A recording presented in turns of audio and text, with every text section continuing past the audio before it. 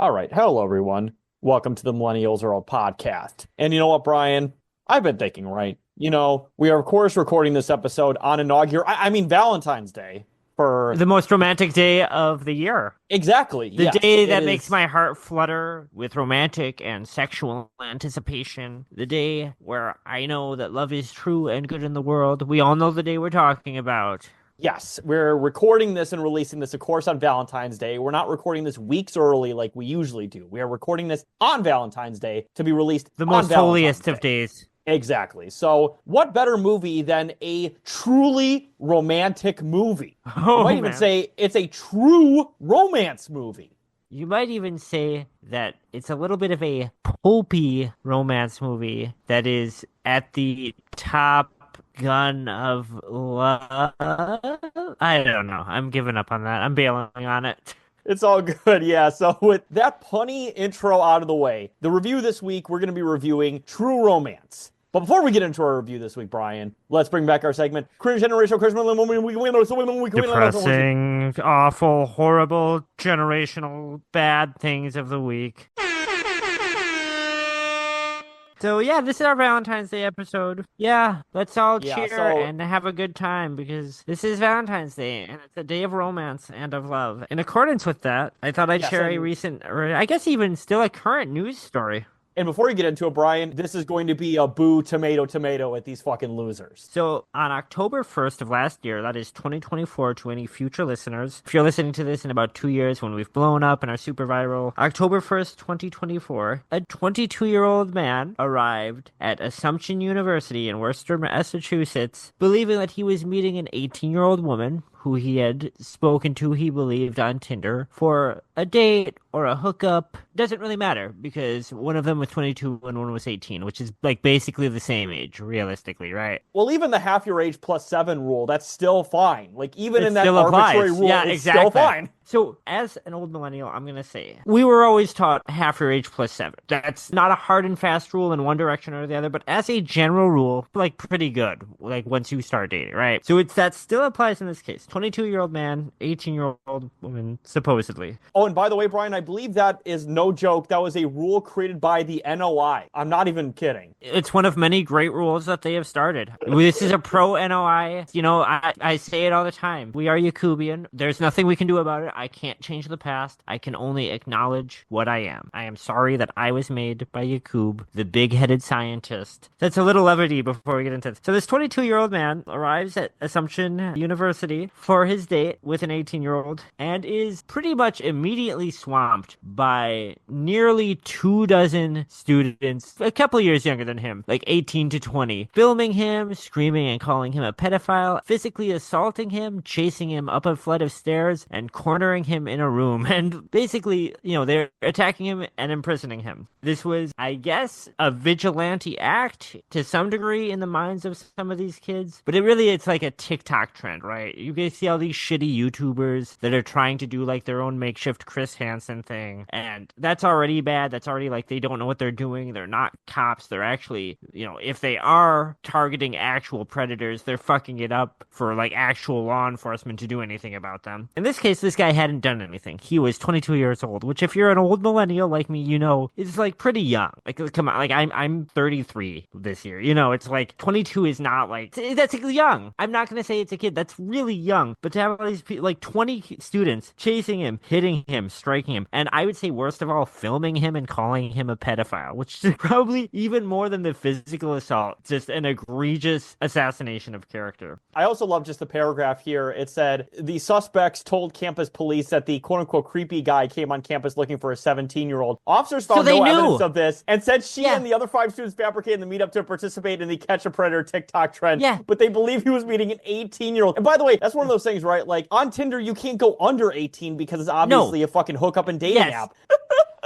So when campus police spoke to his kids, they said, well, he was trying to meet with a 17-year-old because they knew that they were like attacking this guy for not doing anything wrong. So 6 students are facing criminal charges in this. I believe they've all pleaded. As of January 16th, they've all pleaded not guilty. As far as the other 14 students, I don't know. I'm assuming that some of them will be kicked out of school. Some of them won't be. The other thing I want to say about this news story is I look at some pretty weird social circles online. I keep up with a lot of weird, like, alt-right guys on Twitter just because I want to see what insane shit they're saying. And they love this story, right? They love it because they can take off and make it this thing about these weird social justice, like, Zoomers, which is not really what these kids are. They're not really like that. They're doing, like, a Keemstar clout chasing thing. Really, oh, absolutely. Right? Absolutely. Right? This is all about social media trends. This is not about purple-haired SJWs attacking somebody because they were 6 months of age difference. That's not what's going on here. But it is convenient if you want to apply that sort of narrative,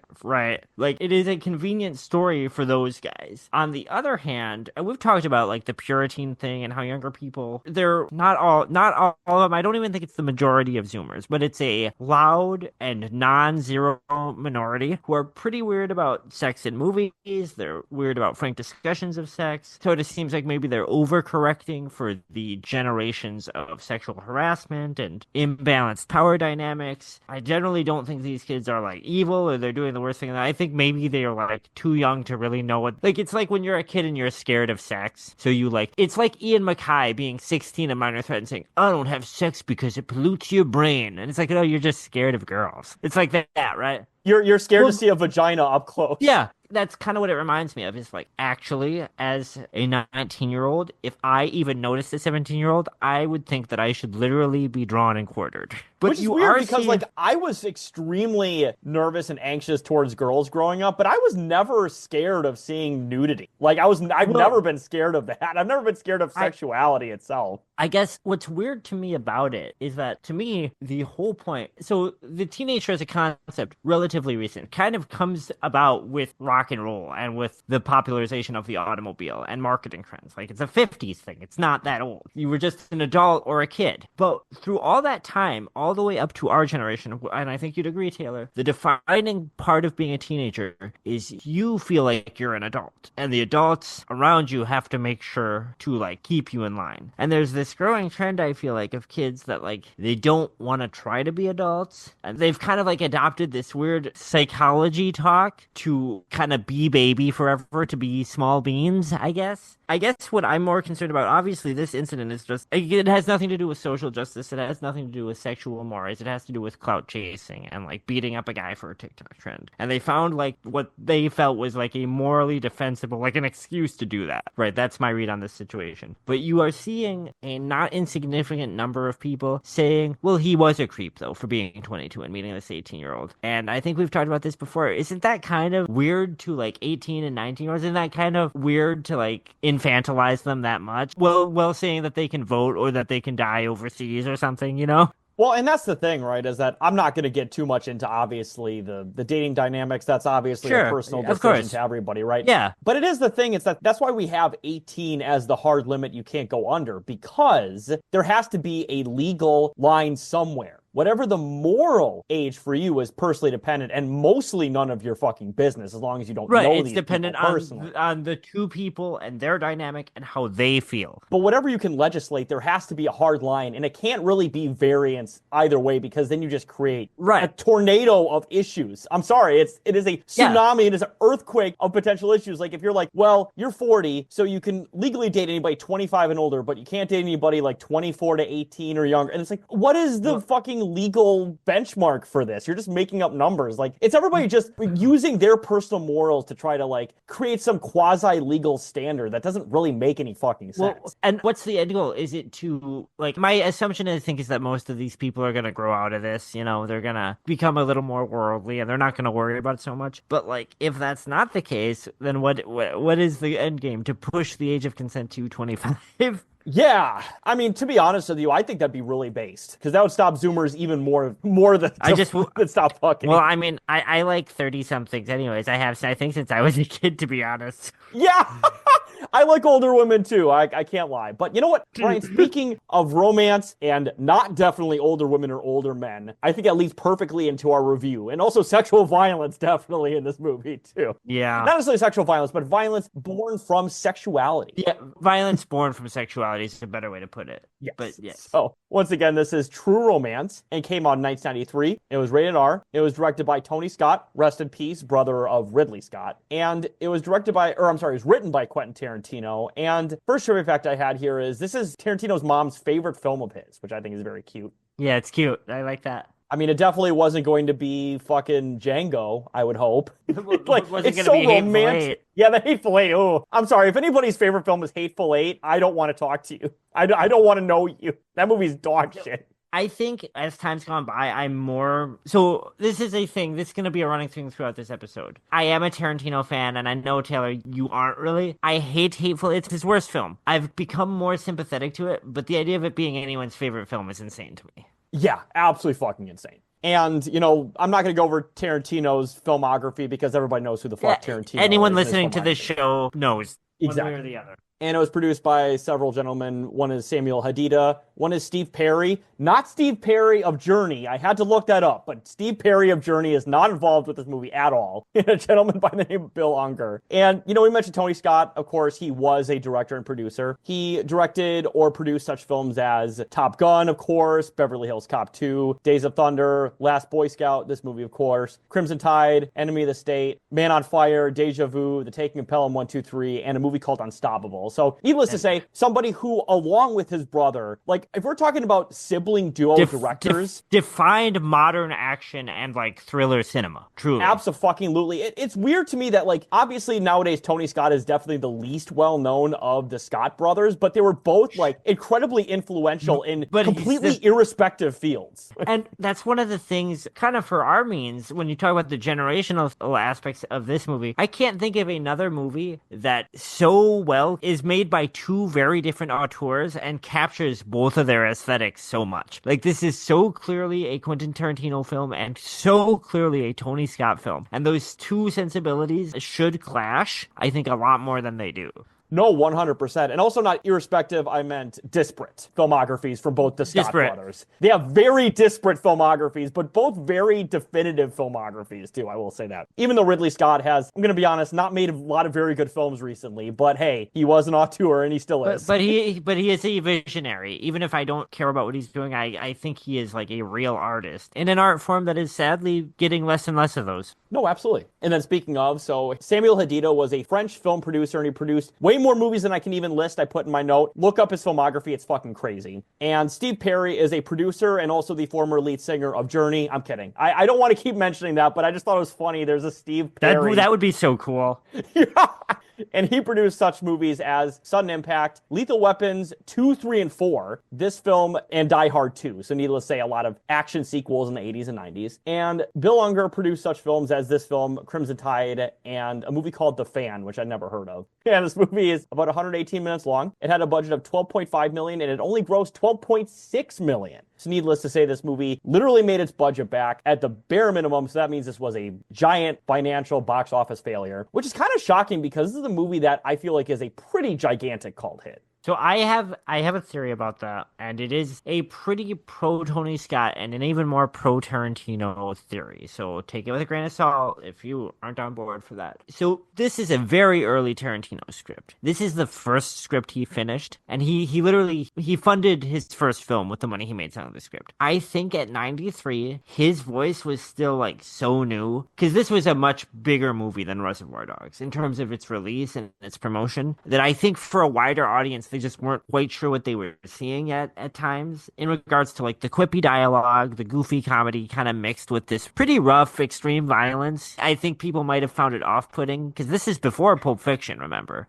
Yes, it's between Reservoir Dogs and Pulp Fiction. So it's literally right in the middle of that. And well, speaking of people that like this and called hits, so on Rotten Tomatoes, it has a 93% critic score and a 93% audience score. So both critics and audiences are universally in praise of this film. And before we get into this film, I will say I did like this quite a bit. So I want to before we even get to the synopsis, this is a really, really good film. I wouldn't say it's my favorite either Tony Scott or Tarantino movie, but it's really fucking good. Well, and for the listeners at home, Taylor is hinting at something that I've been telling him, I think, for years now, and certainly since we started the show. Full disclosure, this is my favorite film of all time. In terms of pure enjoyment that I get from watching a film and pure libidinal, emotional response, this is my favorite film. I watched it many times. I've shown it to many people. I like to show it to my girlfriends. Like, oh, you should watch this movie. It's really cool, and it's funny, and it's full of action, and it's genuinely romantic, and I don't always like a lot of of movies that you might call romantic. You know, it has a main character that I'm like, oh, that guy. Like I saw this when I was a kid, I was like, oh, that guy's kind of like me, because that's how the movie's fucking written, right? Our protagonist just is Tarantino, if we're being honest, right? So just right before we get into our review and our analysis, you can take whatever I say about this and interpret it how you want, because this is my favorite movie ever.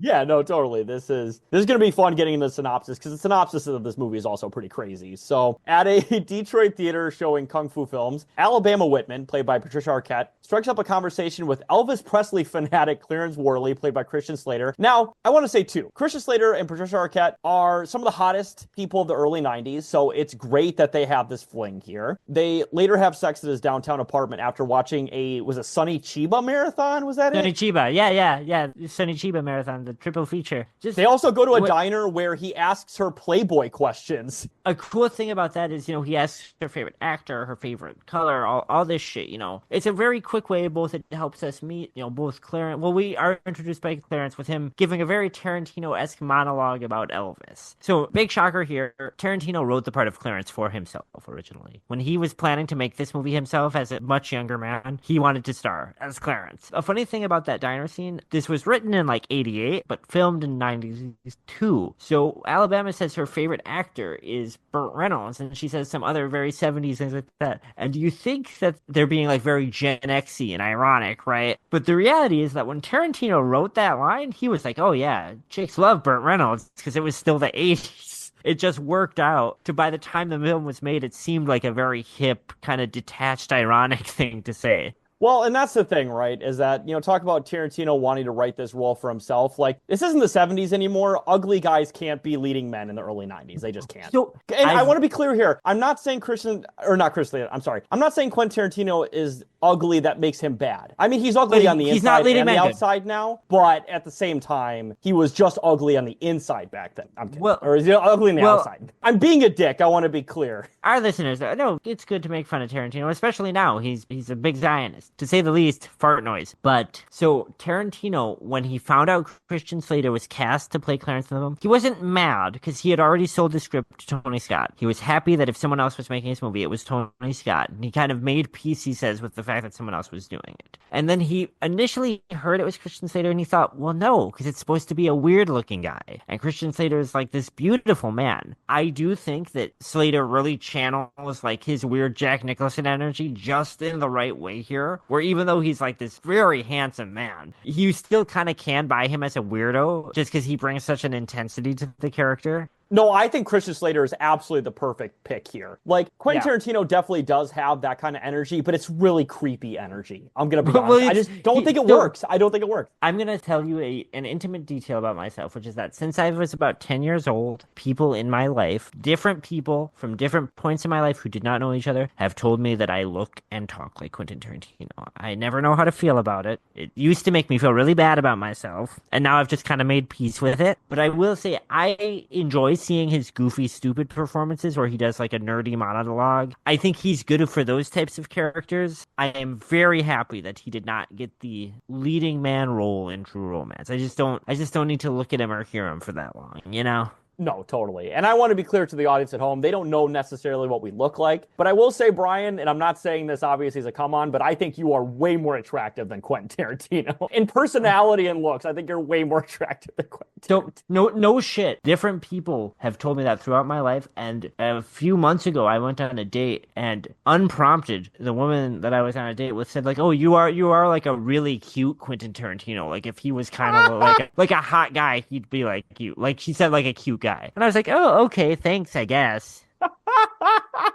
So, getting back to the plot here, Alabama tearfully confesses that she is a call girl hired by Clarence's boss as a birthday present, but has fallen in love with him. The two get married the next day at City Hall. An apparition of Elvis visits Clarence, played by Val Kilmer, and convinces him to kill Alabama's abusive pimp, Drexel Spivey, played by Gary Oldman. And next trivia fact I had here is in a 2011 interview with the AFI, Gary Oldman was asked to name his favorite role. Drexel was his second favorite role, which is awesome because Drexel is an insane character character in this. This is the most insane character. This is the most early ridiculous Tarantino character you could possibly have. He is my God. As I've said on previous episodes, he is a Caucasian gentleman who appropriates African-American culture in the PC way to describe him. And he tells everyone that his mother is an Apache, so it's okay. Yeah. And all of his friends are like black, and he says the N-word when he's talking to them. It's such bizarre. a great villain. Great villain, but absolutely bizarre. And he's got like fucking scars all over his face and like a fucking cataract eye, and he has dreads. Just a weird. Honestly, you know what it reminds me of? It reminds me of a build your character and like a fucking fighting game ass character.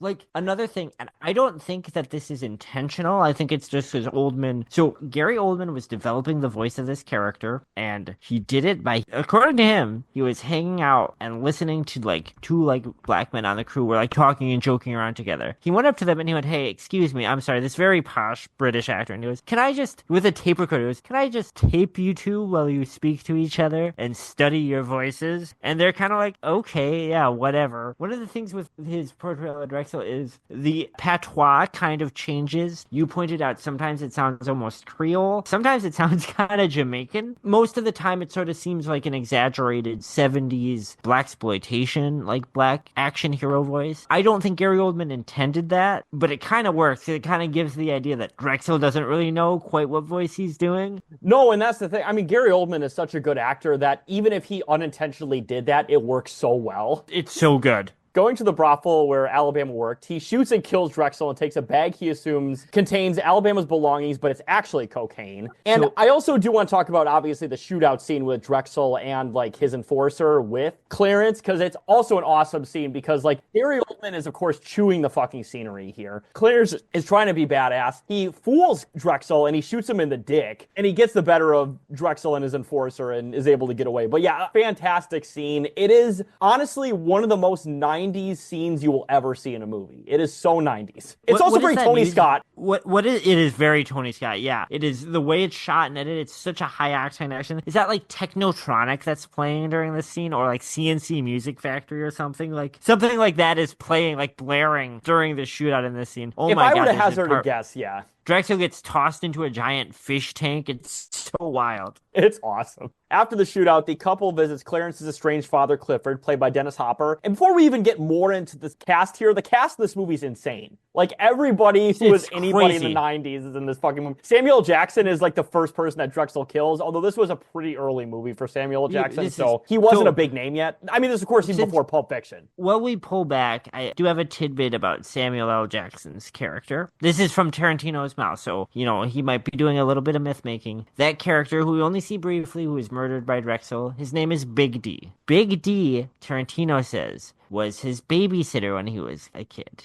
He was a black man who showed him cool movies and told him cool stories. And Quentin Tarantino claims that Big D, who he named Sam Jackson's character in this movie after, told him the Sicilian story when he was a little kid. And that he was very pleased to see the story he told Quentin put into his movie. Yes, and you know, speaking of, actually, let's get right into that. So, my second favorite scene in any movie ever. I'm so sorry, you guys. It's so good. No, it's okay.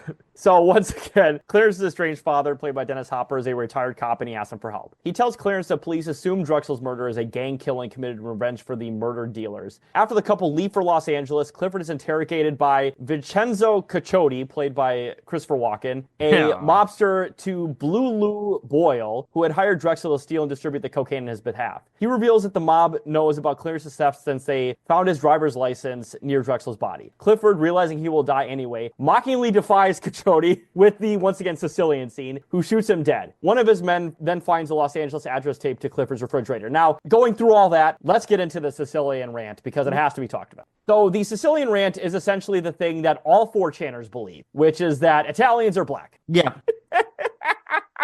This is a thing that's been floating around in discourse. Wouldn't surprise me if there was like an NOI strand that believed this. This has been like just racial myth making, you know, like there's racist mythologizing that is part of the thing. And you can find this written about in like kind of shady books and things. But I think this film is the beginning of the Sicilian theory, let's generously call it, being put on like a big stage outside of these weird kind of quote unquote racialist theorizing boards. In the context of the movie, so First of all, just gonna say it's a pretty funny scene. Very good performances. It makes sense that a cop would know this story and that he would repeat it to a Sicilian mobster because there's a history of tension throughout the 70s and 80s, right? The Sicilian mafia was at war with interracial gangs, like black and Italian gangs that were rebelling against the Sicilian mafia. So there's a long history of racial tension there, of course. Now, I don't know if Tarantino was aware of that or thinking about that when he said this, but it does make sense that a cop would know that and would say that to a Sicilian mob enforcer to enrage him. It also would make sense if a cop just believed this himself.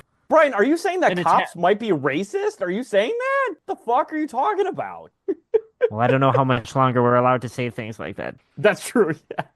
So after Clarence's dad is killed, in Los Angeles, Clarence and Alabama meet Clarence's aspiring actor friend, Dick Ritchie, played by Michael Rappaport. And the less we say about Michael Rappaport, the better. He introduces him to actor and production assistant Elliot Blitzer, played by Bronson Pinchot. Now, the more I say about Bronson Pinchot, the better, because he is maybe my single favorite Stephen King miniseries antagonist in The Langoliers. Brian, I will send you some clips of The Langoliers on our Zoom break here, because I will tell you what, it is hilarious. Bronson Pinchot in that miniseries is legitimately one of my favorite performances ever. It is so camp. It is so insane. I've never seen somebody who is just that committed to being in such a shitty project. It is awesome. Well, I can respect that. Well, it's funny because I've read the Langoliers short story, but whenever I remember, I've never seen the film. Whenever I remember that they made a movie based on the Langoliers, I'm always thinking, why? Of all of the short stories by Stephen King. And I still remember when I first watched it, I was going up north to my stepdad and mom's cabin that they rented for the weekend, or maybe the week. It might have been the week. And I remember we stopped at fucking Family Video to pick up some VHSs, and that was one of them. And I put it in there. And if you ever see the movie, it is one of the most uncanny valley movies you've ever seen in your entire life. It's like watching a movie in a dream. That's what it feels like. It is just the weirdest fucking movie you've ever seen. So just to be like a 13-year-old watching this movie that you're like, I can't wait to watch this fucking movie. And then you put it in on a vacation in the middle of nowhere. You're like, what the fuck am I watching? And the Bronson Pinchot is just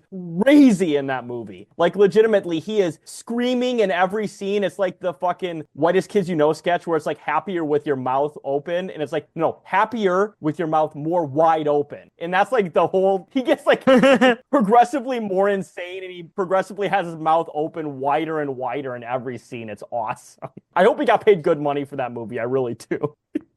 Probably not. Probably not.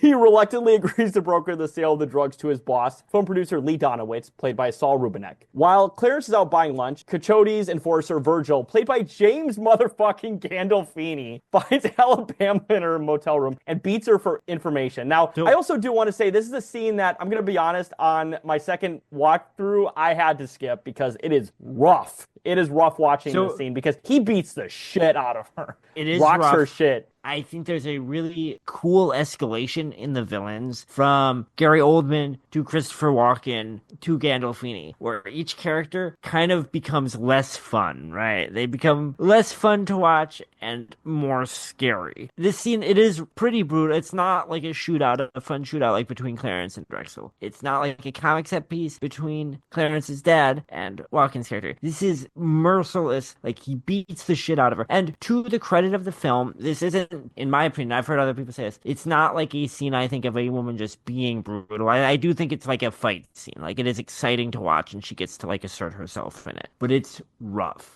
It is. And it goes on but she for does eventually, while. does go on for a while, but she eventually does get the better of him, and she is very much able to get the upper hand and basically brutalize him pretty much as he brutalized her. So it's a little bit more tolerable than just seeing a woman get beat in a fucking torture porn movie from the 2000s but it is hard to watch. But it is very hard to watch, yeah. But after, once again, Alabama gets the better of him, Clarence returns after talking to 90s Robert Pattinson about Elvis, because that guy looks exactly like Robert Pattinson. Am I wrong about that? It is uncanny. He does. He has these Pattinsonian. Clarence tends to Alabama's wounds, and they discuss their future together. And the next very fact I had here is the motel room scene between Alabama and Virgil took 5 days to shoot, which is crazy because it is an intensely physical scene. So they shot that for almost a week is baffling to me. How they were, I hope they had some good meals at catering beforehand, because that is an intense fucking scene to shoot for 5 days. Yeah. Goddamn. So after that scene, Elliot is pulled over for speeding and gets charged when his mistress hits him with a bag of cocaine, which is an awesome scene because like he's literally just getting pulled over. He's like, "Can you fucking put this away for me?" And she's like, "No, why would I do that?" And it's like, "Because I'm getting fucking pulled over for drugs." She's like, "Well, I don't care." And he's like, "You know what? They're not gonna ask you any questions because you're not the driver." It's like, "Well, I don't give a shit." And then like I think he calls her a bitch or something, and then like throws the bag at him and bursts open. Yeah, whore, exactly. Yeah, and it bursts open. He's got cocaine all over his face. He's like, "Well, I got egg all over my face. The proverbial egg on my face." That's a good example of the comedy bits in this movie. Throughout, along with all of this fun violence, and also in the case of like the Alabama's fight scene, not so fun violence, there's a lot of like very classic kind of movie comedy bits. And I don't mean that derisively. It's like very well done. But you're seeing all this high octane action and all this, really strong emotion. Also, the film really front loads like the romance end of it. It is not ironic about that part. But then throughout, you have these almost like vaudeville and kind of like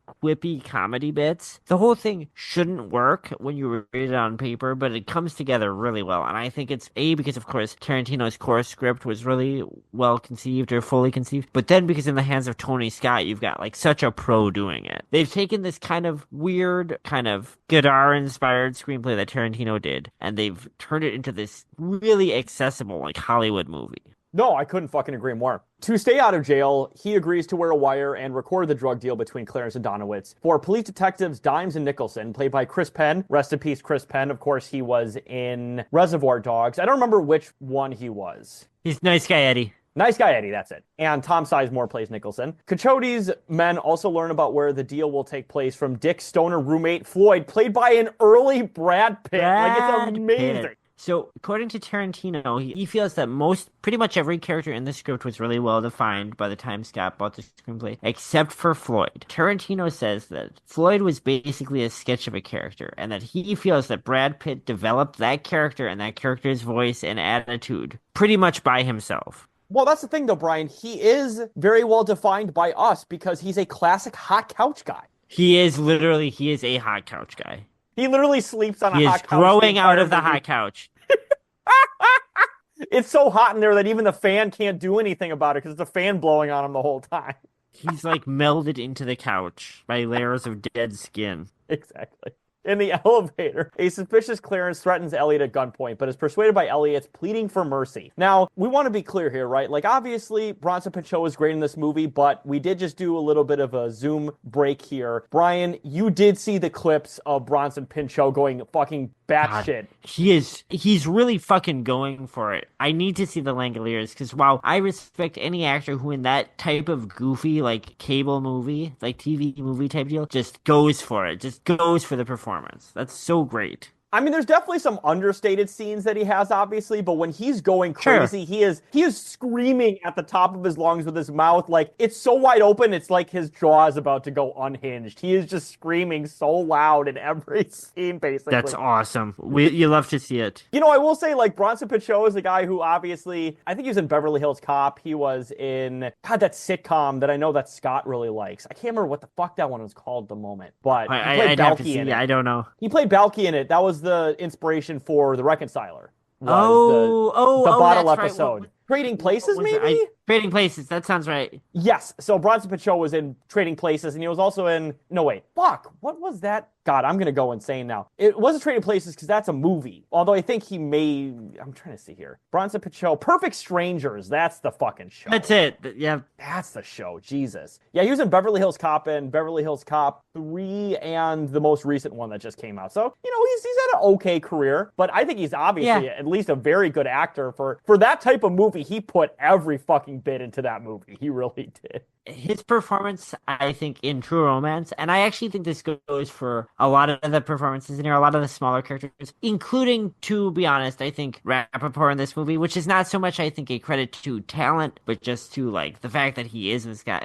There's a lot of kind of low-level, like, losery guys in here of various stripes. There is Michael Rappaport, there is Floyd. They're all like just kind of broad types of guys, but they're paired with actors who are so good at like defining them and narrowing in on a point. And he does that really well Yes, I personally think that Michael Rappaport would have really been great in this movie if he died at the end. Because that's the only way, that's the only time I like seeing Michael Rappaport is when he dies in movies.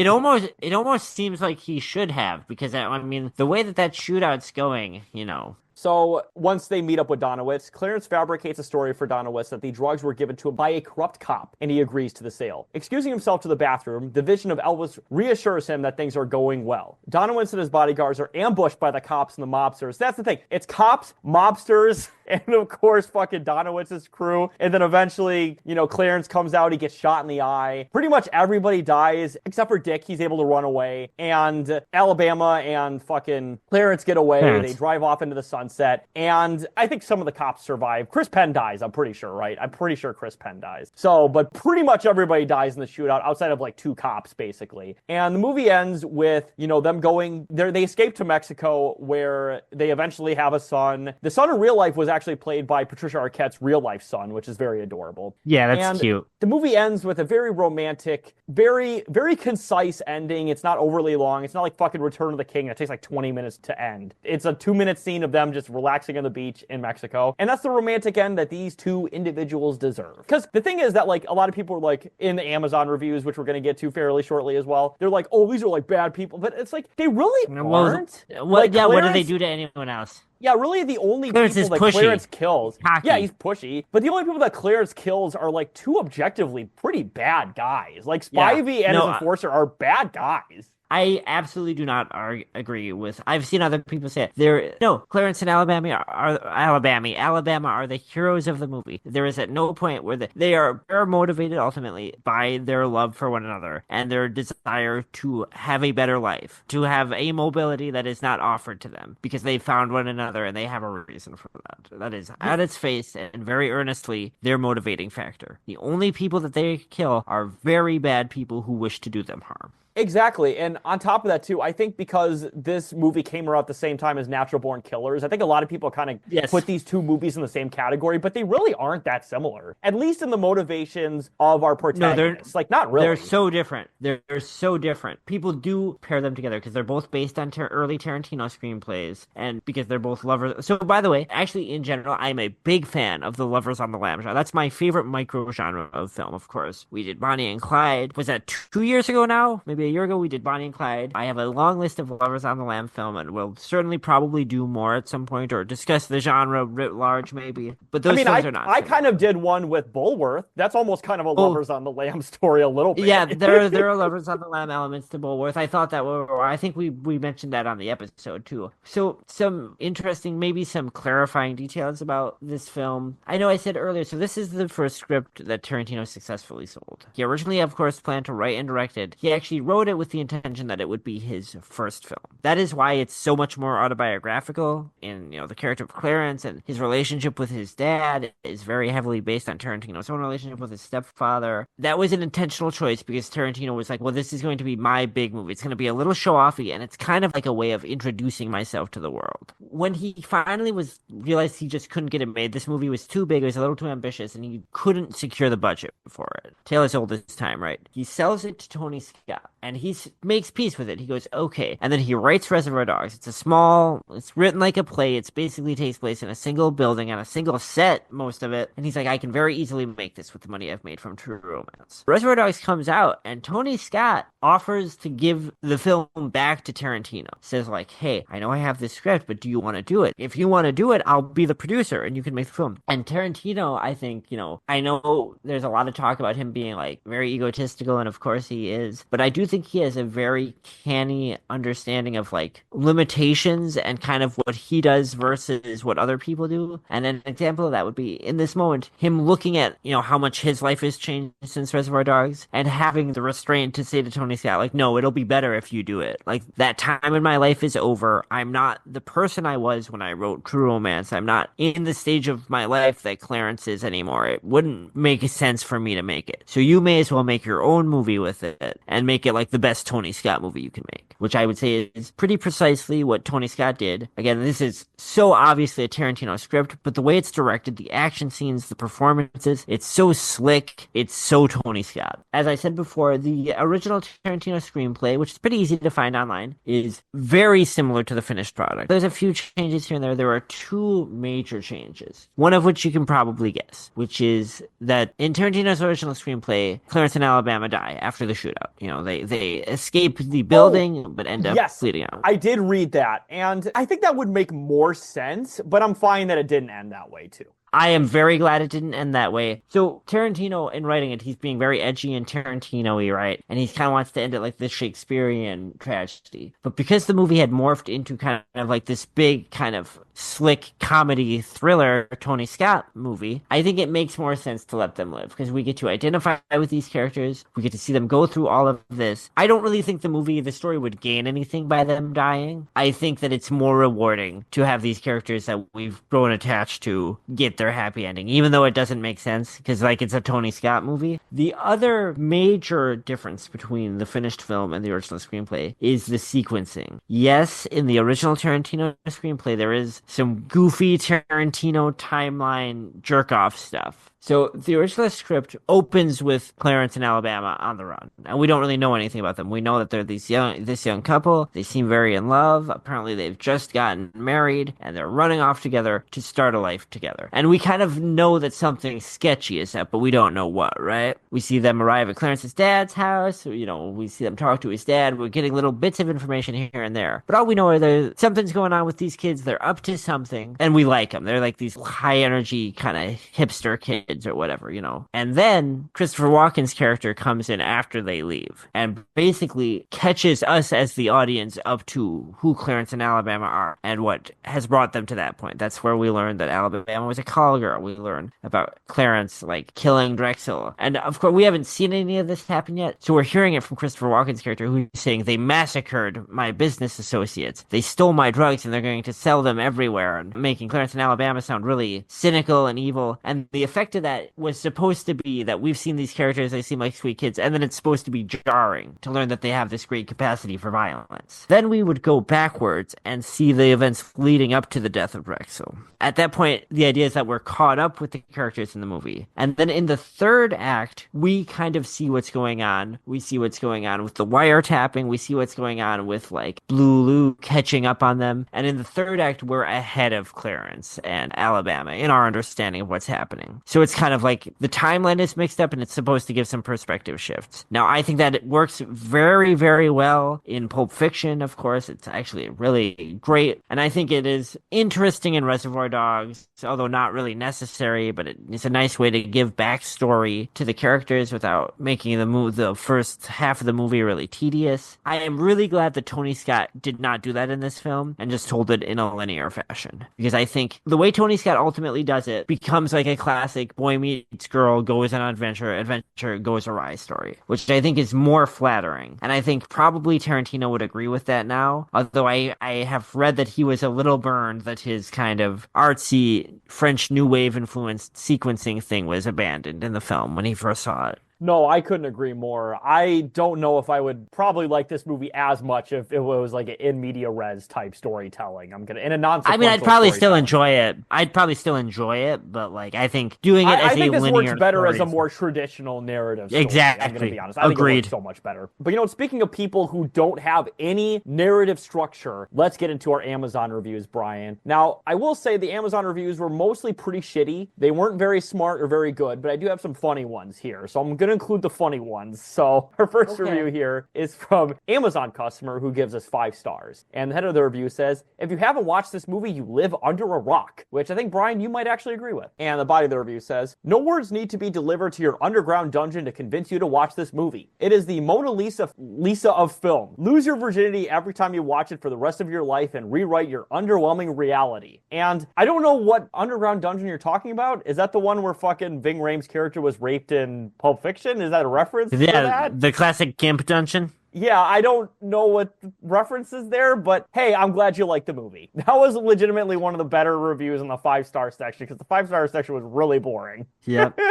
And they were overwhelmingly 5-star reviews on Amazon, obviously. And the next review I have here is from Dan Smith. Now, not Dan Smith from Killer 7, although I have a feeling that Dan Smith and this Dan Smith have a lot in common politically. So they give this film 4 stars. And the header of the review says, movies have changed so much. And the body of the review says, the cast of True Romance was incredible. It was written by a young Quentin Tarantino. It is still one of my favorite movies. The times have changed, though, and True Romance is a politically incorrect movie that would not be as popular today as it was back in the 1990s. The language in the movie was abhorrent. You can forgive the F word because it was used to softly convey how intense everything happening was. I did get tired of hearing it over and over again. The use of the N-word by white actors is very uncomfortable to endure. Back when this was written, when whites used the N-word, was the beginning of the woke phase of our society. It wasn't a statement of anything other than I can sound cool when I talk. Now it is really offensive to hear that word from anybody, in my opinion. Sure. So you basically said not a lot of things already. True Romance is a relic to when movies were just movies, and we glorified how vulgar they could be by calling them art. Everything has become so divisive that a movie like True Romance, if released today without any censoring, it would only add to the continuing divide our country is enduring. So once again, we were joking earlier, we're literally recording this on Inauguration Day for Trump too. So that's hilarious that they said that. Although I will Come say, on, Brian, man, just talk about the movie. The funnier caveat, Brian, is that this review was written, I looked it up, it was on May 30th of 2020, aka like 5 days after George Floyd was murdered. So this person wrote this review. Oh my God, this psycho. In response to the George Floyd protest. Oh my God. I hate the reviews, Taylor. I hate them. They're so funny because they give you such like a fucking microcosm into the dumbest motherfuckers and what they're thinking at the time. It's so funny. They're like, oh, I just watched this movie. I'm going to write a review. And then whatever is in their subconscious just burrows forth. Oh boy, Brian, and that's our last review here, so this one's even better. This one's so good. I think this one might have been written by Aaron Magruder from the Boondocks, but I'm not sure. So our reviewer here, Book Lover, gives this 1 star. By the way, that's an amazing username, Book Lover. I just love it. And the body of the review says, guess you can guess which word beginning with N Quentin Tarantino spews in this murder fest. The body of the review says, again, Quentin Tarantino chooses a film to write to disparage blacks by spewing the N-word. By the way, I love blacks, so I'm assuming this person's probably not black, but I don't know about that. Yeah, I don't want to like defend it too hard, but I think he just thought it was a funny scene. I'm not trying to say it's good or whatever, but I don't think he was like, I'm gonna take down the black race with this. Like, I don't think he was, that cognizant of what was bad about it. By the way, and also, we were talking about obviously how on several episodes, how like SJWs, not necessarily SJWs, but there's a lot of like Zoomer tendencies to like really take away the agency of women. Well, by the way, Brian, I got one that takes away the agency of a very famous black individual. And this wasn't even planned, by the way. I just included this in here, but it kind of worked out that way. So the next sentence here is hilarious. Not only does Samuel L. Jackson sell out his people by repeating a word created to help keep enslaved blacks in subjugation and exploitation, but Dennis Hopper also he sold for a few dollars and slanders every African in the world. Also, by the way, good job taking agency away from Samuel L. Jackson, who in several interviews is like, I love working with Tarantino. He's like my favorite person to work with. And Samuel L. Jackson is an adult man. He is black. He can say what you know what I mean? It's like, I actually think, I don't know, like, that's really weird that people love to do that, and it's fucking weird, man. And also, by the way, Samuel L. Jackson was involved in the literal 60s civil rights movement, although he was involved in a particularly pretty weird incident where he held hostage MLK Sr., which is a very weird incident, but that did happen. I mean, although I think he was the pallbearer. He was a pallbearer, I think, at MLK Jr. Or was it Malcolm X? Okay, yeah. He was involved in that scene. So, listen, don't take agency away from Samuel L. Jackson, okay? Not that you could, anyways, but don't do that. It's also just lame, man. Like, all the Tarantino films I have seen shows his hatred of blacks by using that vile racist slur. Once again, he keeps saying blacks. Blacks. I mean, come on. That's weird, man. Like, what do you... This one's even better. Up for the blacks. This one's so funny. What up, Tarantino? Did black kids beat you up at school? Get over it and make films not designed to encourage racism. I don't think... Look, we can talk about Tarantino being a Zionist. We can even, like, talk about, like, thinking he can say things that he doesn't really understand the context or power of. But I'm going to go out on the limb here and say I truly don't believe that Tarantino is an anti-black racist. Like, I really just don't think that tracks. I think he's just kind of a dumb, edgy guy. No, that's the thing, though, is that, we talked about about elevated hot couch. We've talked about, other elevated genres. He is elevated edgy boy. No, he's elevated edgy boy for sure. And you know what? I'm gonna say something. I think that we need just a little bit more of that edgy boy back in the mainstream pop culture. Just a little bit more edgy boy. I'm a somewhat reformed edgy boy myself, and I just think maybe just a little bit more back into it. Maybe a little bit of it creeping into that YouTube algorithm or something. No, absolutely. I think so too. I mean, obviously, YouTube algorithm is pretty edgy, but not in the fun edgy Not way. in the way, not in the fun kind of, I'm just talking some mad shit, I got recommended so many YouTube shorts today that were like Hitler's like YouTube shorts. Like, it was crazy. I'm like, I know Donald Trump just got elected, but like some of the like most fascist shit I've ever seen on the YouTube recommended page was for me today. And I'm like, come on, guys, really? Do you know who? I don't watch fascist content. It's crazy. It just fucking YouTube gets recommended to me. YouTube really wants me to get into Tom Leykis. Extremely misogynistic lib radio shock jock radio host. And like, I don't know, is it because I listen to like Nick Mullen and I listen to the Adam Friedland show? Like, that's the only thing I can figure. Maybe it's that like, Dan Hensel guy. It's been showing me Leykis since way before I was watching Henschel. That would make more sense. But it's not him. Because I only just got into Henschel like 4 days ago. I don't know if it's because I'm watching the Friedland show or like, I don't know. I watch a lot of FD Signifier. I don't think that would have a significant overlap with Tom Leykis viewers. Maybe rage watching? Who the hell knows? It could be, because that is, the algorithm doesn't know the difference between rage watching and genuine enjoyment watching. No, it doesn't. But this last sentence here is fucking hilarious. True romance itself is an incredulous, in parentheses, a call girl falls madly in love with her third client after a movie, date, and a quickie. Violent, in parentheses, 4 very violent shootouts, misogynist beatings, and very lame jokes. This is a movie only Donald Trump would love. I'm not gonna respond to this review. This is fucking written by a loser. This is the best movie ever made. It's such a good time. It is very romantic. It leaves you with a nice feeling when you watch it. You get to see 2 cool characters who are in love with each other. They kill bad people. There's cool action scenes. There's funny jokes. I want to be clear. This is not a movie that I think Donald Trump doesn't like movies like this. I think this review was written by a very well-meaning but very dumb, older, like, white lib. That's who I think wrote this review. Well, yeah, probably. What do we know about the movies that Trump... Well, it's also a thing where anytime something is, like, bad or something is perceived to be bad, they're like, oh, this is probably something Trump would like. It's like, well, no, Trump has a very specific taste. Like, first of all, I don't think he likes movies. Remember... Stormy Daniels, and they watched, like, Animal Planet or something? Well, they watched Animal Planet. He made her watch Animal Planet because he's a million years old. I'm thinking about when he rented Raw Deal or Commando. It was Commando, I think. And he made his son fast forward through all the non-action scenes because he was just like, well, what's the point? We'll just skip past all the non-violent. And the riveting, plot-driven Commando. You couldn't even just wait I love Commando. Minutes. That movie kicks ass. No, it's a great movie, but like if you can't handle the 2 minutes of plot before action is hilarious to me. Because he probably doesn't enjoy movies, right? Can you imagine? No. That's like thinking about him. He likes musicals. He likes like very hammy musicals like Cats. He also loves very handsome actors and athletes. He loves all the handsome actors and athletes. He loves the big handsome guys. Look at the size of these guys. They're massive, aren't they? Yeah.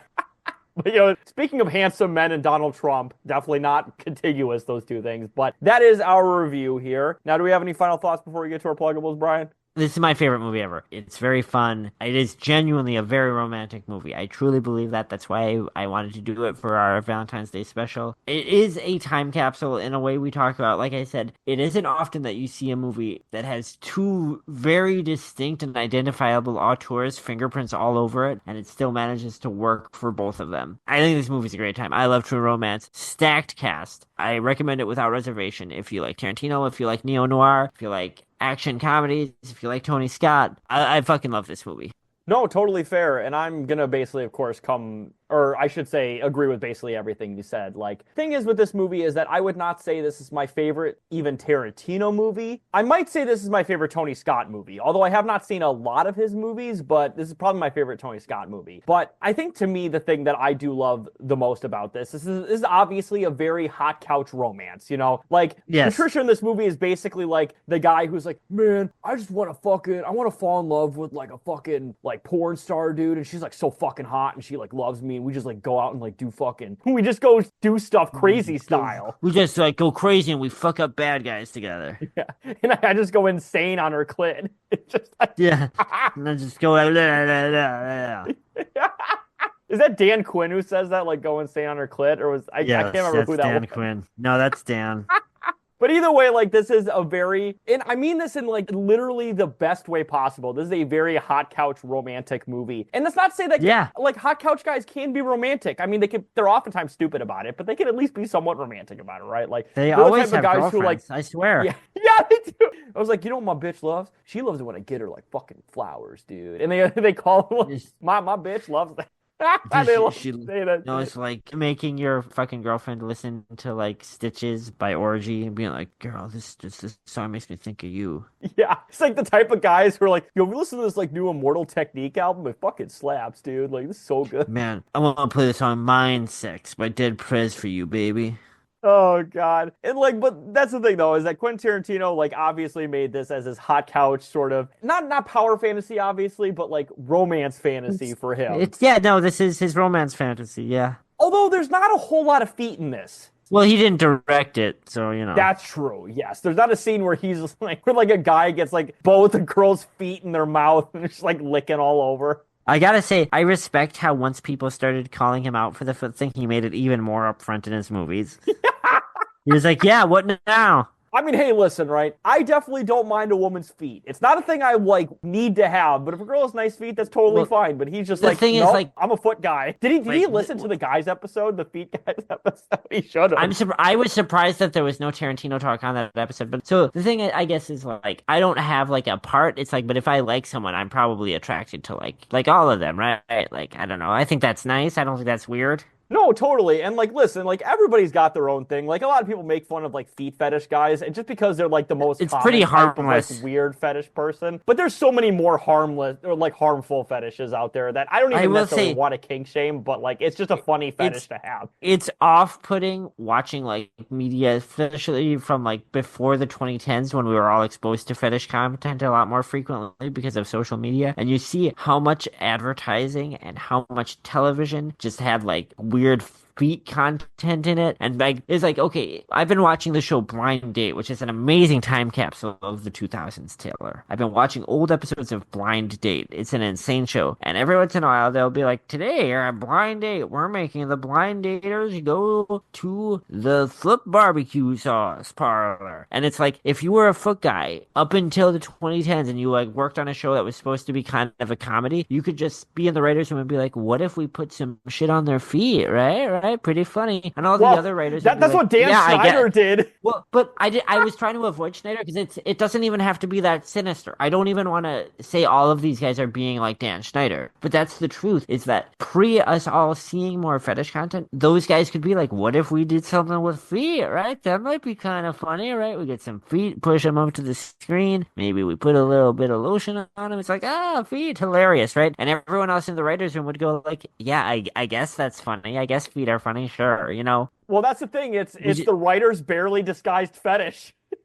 Yeah, and the rest of the writers' room is just like, yeah, I guess that's a joke. I can see how potentially that could be funny because it's kind of weird or whatever, you know. Like that was a golden age for those guys. They're just like, yeah, let me put my non-consensual kink out there to the audience. Yep, put it right in your face. Isn't this hilarious?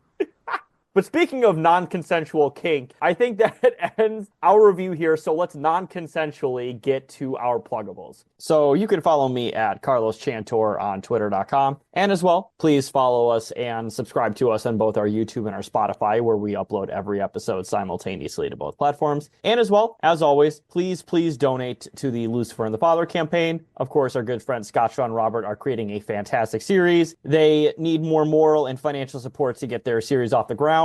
Last time I checked, they still have $2,000 raised out of their total $10,000 that they're asking for, but of course they're still 80% down, so feel free to donate to our good friends to help this series get off the ground once again. And of course, once again, as always, if you want to donate to the campaign, just send us an email, send us a YouTube comment, just give us any confirmation that you donated to them, and we will, within reason, about $20-25, donate to the cause and match that donation. So feel free to donate once again to help our good friends Scott, Sean, and Robert. And as well as always, as we've been doing these last, I want to say 4 or 5 episodes now, we will also post the link to the unofficial Luigi Mangione Defense Fund Give, Send, Go campaign, because of course we want to see our good boy Luigi get the fair trial that he deserves.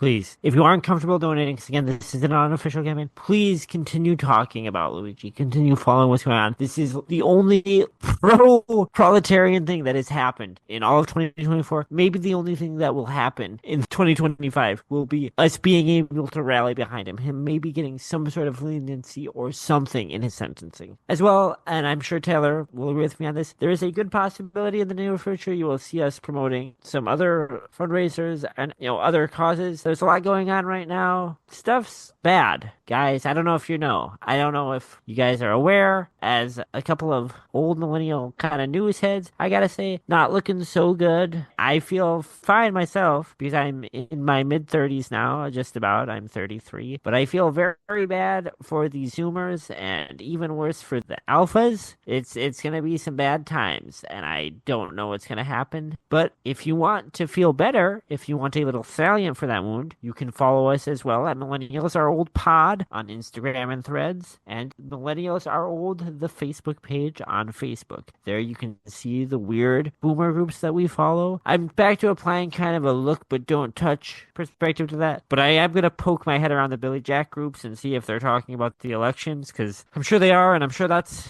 great as well. I've decided to walk back on my no talking about my private media on the show thing. You can follow me at JLo Biafra on Threads and Instagram. The accounts are tied. If you want to harass us, if you want to argue about the show, I post about what books I've been reading. I also post sneakers I've bought. There's a lot going on, and I think we all feel pretty not good about it. So, I don't know. Let's all drive up that traffic for Facebook. Let's give them lots of clicks. Let's give them lots of engagements. They've given us so much content, and they've asked so little for a return. I think the least we can do is flock to their platforms even more. Exactly, 100%. We feel that Mark Zuckerberg deserves all of our support. Well, the thing is, he's such an everyman, ever since he was on Rogan. I never realized it before. He's such a normal guy. He's just so like normal. That was what that movie, The Social Network, was about, was how normal Mark Zuckerberg He's so chill and regular. It's like, I said that, I like true romance because I see a protagonist that I can kind of like, an idealized version of myself. But when I see Zuckerberg, like, it's not even idealized. It's like, wow, this is all of us. He's exactly the collective sum of all of our hopes and dreams, and this normal man that doesn't look like a fucking reptoid. Well, speaking of the desires of the everyman, I have the desire to fall asleep, maybe have some truly romantic dreams, if you know what I mean, Brian, I'm going to tell you what I've been doing the last few nights before falling asleep, and I'm going to do it again, is I'm going to sip at my nasty relaxy tea, and I'm going to listen to Kneecap, and especially the band McCarthy, and I'm going to read the new books I've got. I just got a copy of Queen of Bohemia, which is a book about Louis Bryant, and I'm going to listen to McCarthy until I have weird feelings, and then I'll try to fall asleep. Sorry, Brian, did you say Mike McCarthy? Was that it? Yes, I'm listening to Mike McCarthy. Yes, Brian, the former head coach of the Packers, Brian, because I know you're a big fan of the Packers. His spoken word, just audio of him giving plays. And for a team that feeling weirdly emotional. For the team he got fired from, yeah. Yeah. They fucking burned him in effigy. And then he got fired by the Cowboys recently, too. Fuck him. Yeah, what a loser. Fuck the Cowboys. No, McCarthy are like an 80s jangly, poppy, post-punk band, very similar to the Smiths, but they're like Marxist-Leninists, like very explicitly like violent revolutionary Marxist-Leninists they own. So, if you're sad about Morrissey being a huge racist and a fascist, there's a little clique of jangle pop bands that are not very famous at all, that make very pretty communist music, like McCarthy and the House Martins and Easter House and the Redskins, that you can listen to. That's my little, on this not very great Martin Luther King Day, that's my nice piece of advice for any listeners. Hell yeah. But yes, with all that out of the way, Brian, I think it is time we get our old millennial asses to bed so we can fall asleep to Trump's glorious America. Yeah, let's see what we wake up to tomorrow. I'm reading right now about how he wants to dismantle the Department of Education. I don't think that's going to go through, because I think it'll cost too many people too much money. But it's funny that he's even thinking about it, man. This is fucking... It's bleak. This is crazy, man. Yeah. So have a good night, everybody. Soon we won't have to do any book learning, but we can do some sleeping. So have a good night, everybody. And you know what? Next week, I should say, we're going to have one hell of a motherfucking episode that is also very romantic. Yeah, we're doing another February Valentine's Day special, because this was less Elder Millennial Code. It's just a movie I like that I think is romantic. This next one, this is Elder Millennial Classic. Absolutely. So have a good night, everybody, and we'll see you next time.